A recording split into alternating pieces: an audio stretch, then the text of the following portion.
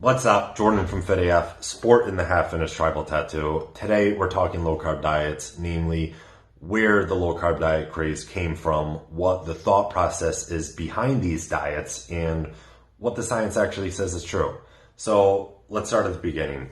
A few years ago, the carb-insulin model of obesity was theorized.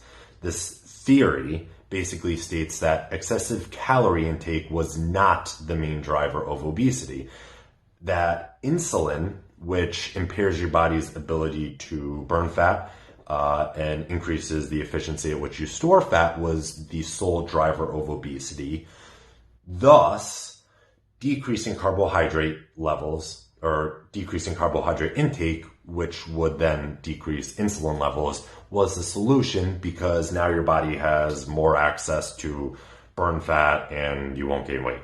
So this is partially true. It's actually mostly true. But I'm going to explain while it might be true, it doesn't mean what people think it means. So let's state a few basic facts. When you consume carbohydrates, insulin levels rise. Insulin is produced to clear the blood of glucose, which is what carbohydrates are broken down to. When glucose is too high in the blood, your blood gets thick and can clot and a lot of bad things happen. So insulin is produced to shuttle glucose and other nutrients out of the blood into fat, muscles, wherever it needs to go.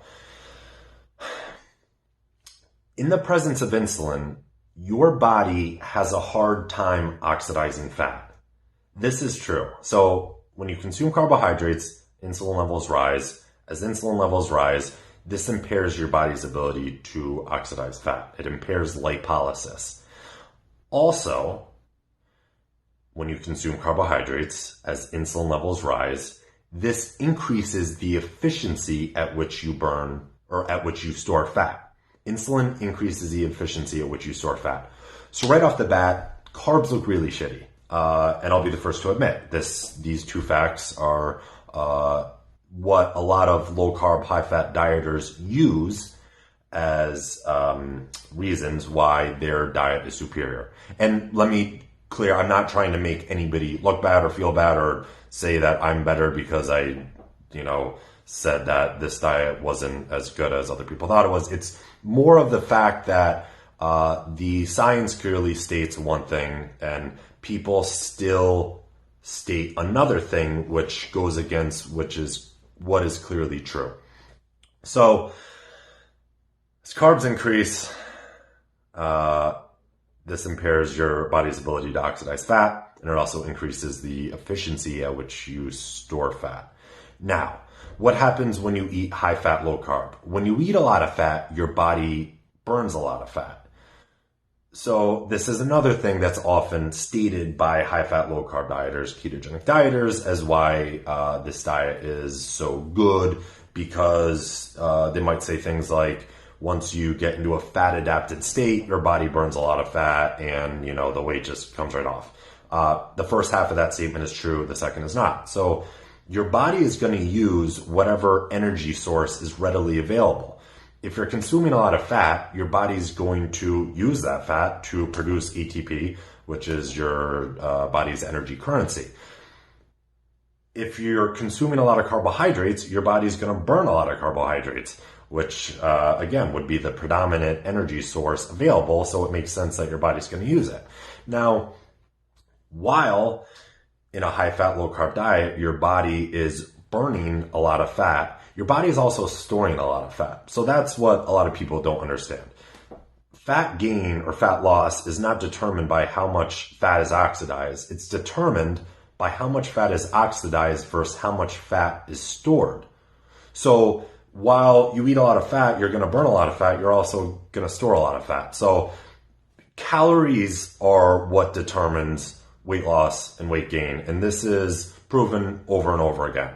So if you are in a positive energy balance, if you are consuming more calories than you expend, you are going to gain fat, whether that fat is because insulin is driving fat into fat cells, or you're consuming so much dietary fat that the dietary fat is getting stored as fat.